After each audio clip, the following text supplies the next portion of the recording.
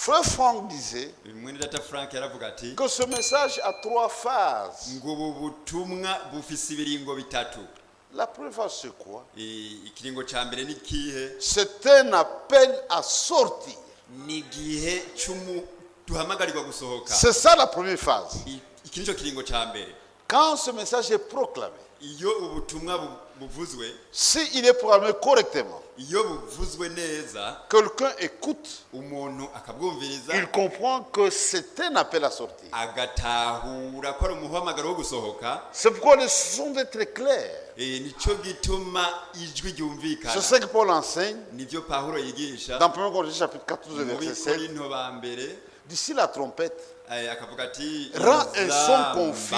ngo y'inzamba ivuga mais ibintu qui va bitahuritse, se préparer à la bataille? ngo ninda zokwitegurira intambara. La parole de Dieu rend un son clair. Ijambo ry'Imana rizana ijwi ryumvikana. Même si vous ne dites pas ouvertement qu'il faut sortir, mais si le son est clair, l'homme comprendra que c'est un appel à sortir. Iyo ijwi ritomoye umuntu azotahura ko ari umuhamagaro wo gusohoka.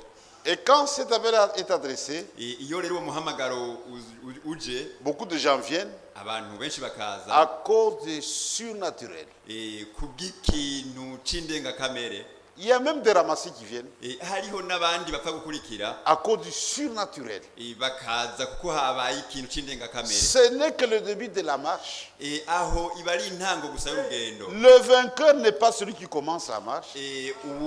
Unesha C'est celui qui va jusqu'à la fin. ariko n'ugenda agashika kw'iherezo. Et Paul dit, Hanyuma Paul aravuga ati ceux qui combattent dans le stade, abahiganwa mu kibuga tous ils combattent, bose baranigana, mais un seul remporte le prix. ariko hari umwe gusa Mais atwara igitsibo. courez de façon à remporter le prix. Ariko nimwiruke kugira ngo muronke igitsibo. Un vrai chrétien, c'est qui? Umukristo nyakuri ni iki? Si le Seigneur dit, Iyo umwami avuze ati à Bujumbura, i Bujumbura il y aura une seule âme qui sera enlevée. hazoba ubugingo bumwe buzozamurwa, Ne dis pas, ntuvuge ngo c'est notre berger Aloïs. ngo ni mwungere wacu Aloyizi. Là, vous ne croyez pas. Oya, aho Chacun doit dire, umwe wese ategerezwa s'il kuvuga y a une ati personne niyo aba ari qui umuntu sera umwe enlevé ici, azozamurwa c'est moi. ni C'est ça un jewe. chrétien. Uwo niwe mukristo. C'est un chrétien. Uwo niwe mukristo. L'appel à sortir, beaucoup viennent. Umuhamagaro wo gusohoka iyo uje benshi barasohoka. C'est la première phase. Iyo ni kiringo ca Maintenant, mbere. la deuxième phase, Ubu rero ikiringo ca kabiri c'est un temps de purification, ni igihe cyo kwezwa, un temps de séparation. ikiringo cyo kwitandukanya. Ne touchez pas Ntimukoreko à ce qui est impur. ku byanduye. C'est alors que je vous accueillerai. Aho rero niho nzobakira. Ça, c'est la deuxième phase. Iki ni ca kiringo ca kabiri. Les gens viennent. Abantu baraza. Maintenant, il y a une deuxième phase Hanyuma hari ikiringo ca qu'on appelle la kabiri. phase légaliste. Ikiringo c'amategeko. On vous enseigne sur ce que Dieu veut Baca babigisha ivy'Imana et ce que ishaka Dieu ne veut pas. n'ivy'Imana idashaka. Et Dieu dit, ne touchez pas ce qui est impur. Hanyuma Imana ikavuga iti ntimukore ku Tout ce que byanduye. Dieu a déclaré impur, Ivy'Imana byose Ne yavuze touchez ko pas. byanduye ntimubikoreko. je vous donne un exemple. Ngira ndabaha akarorero. Aujourd'hui, avec la révélation, Uno munsi ku bw'uguhishurirwa, pour beaucoup de gens, ku bantu benshi, tuer quelqu'un, c'est quoi? kwica umuntu Se prendre un couteau, ni iki? Ni ugufata inkota enfoncer dans le dos. hanyuma ukamucumita mu mugongo. Si vous apprenez Iyo mwumvise ko que Frère Kazari a tué un bandit, ko mwene atakazade yishe umusuma, comment il a fait ça? muca muvuga muti yabikoze Mais gutya. avec la révélation, Ariko kubwo guhishurirwa, parler à mal d'un frère, iyo uvuze mwene data nabi, cela équivaut au meurtre. ico kingana n'ubwicanyi. Dieu nous a révélé cette vérité. Imana yaduhishuriye uko kuri, Dit, ne touchez pas ce qui est impur.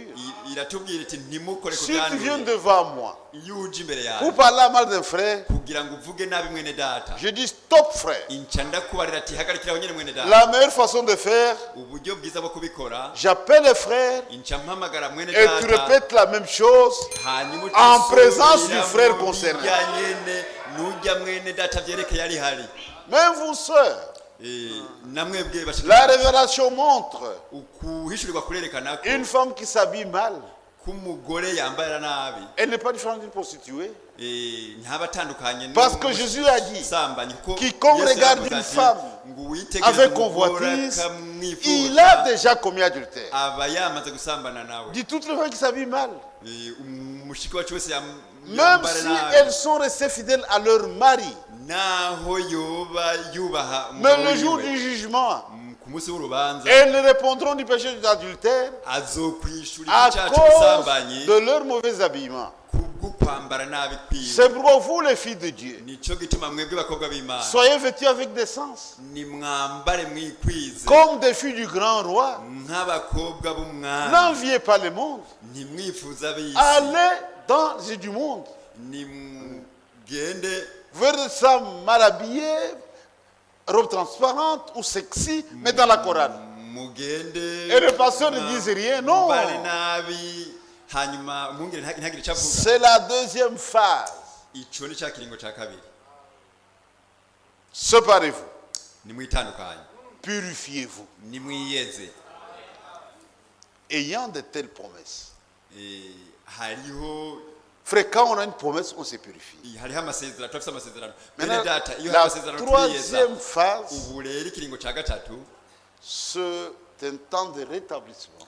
ni kiringo ijambo. C'est-à-dire aujourd'hui, Ni ukuvuga uno munsi tout doit être fait selon la parole de byose bitegerezwa gukorwa Tout, nk'uko ijambo tout. ry'Imana rivuga. Dieu Byose, ordonne. byose Imana irategeka que dans notre vie personnelle, ko mu buzima bwacu même dans la bwite vie de l'Église, no mu buzima bw'ishengero tout doit être conforme à la parole. byose bitegerezwa Ça, gukorwa tout gusa le n'ijambo. monde doit se soumettre à la parole. Abantu bose bategerezwa gusa n'ijambo. Personne et personne n'est au-dessus de la parole. nta n'umwe ari hejuru y'ijambo. Frère Branham n'est pas au-dessus de la parole de Dieu. Mwene data Branham ntari hejuru Ni y'ijambo. frère Franck, Na mwene data ni Frank, frère Kazadi, na mwene data ni mon frère Kazadi, Loïs. na mwene data Tous, Loïse. nous sommes soumis à la parole de Dieu. Twese dutegerezwa kubaha ijambo ry'Imana. C'est la dernière phase. Iki ni cya kiringo cya nyuma. Parce qu'avant le retour du Seigneur, Kuko imbere y'uko umwami agaruka tout doit être rétabli dans son Église. byose bitegerezwa gushigwaho neza mu ishengero C'est ryiwe. ce que Acte 3, 19 à 21 déclare. Nico mu byakozwe n'intumwa gatatu. Jésus sera gardé au ciel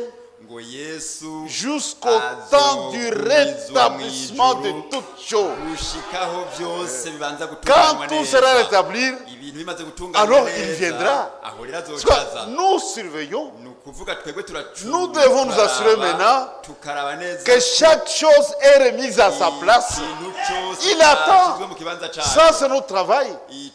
Icyo nicyo tuza gukora. C'est pourquoi il y a ce message. Nico gituma hariho buno Un butumwa. message de rétablissement Ubutumwa bwo gusubizaho destiné à l'épouse que nous sommes. bwagenewe umugeni ari we twebwe. Ça, nous sommes un groupe à part. Twebwe turi umugwi washyizwe ku ruhande. Si je suis ici, c'est à cause de votre présence. niba ndi ngaha ni kubera muri ngaha. Et dans cette ville de Bujumbura, Kandi muri iki gisagara cya Bujumbura je ne vous flatte pas, je vous dis la vérité. sindiko ndabahendahenda babwiza ukuri. Ce que Dieu a de plus précieux, Abo Imana ifise b'agaciro c'est cette église. ni mwebwe iri shengero. Votre présence parfois freine des choses.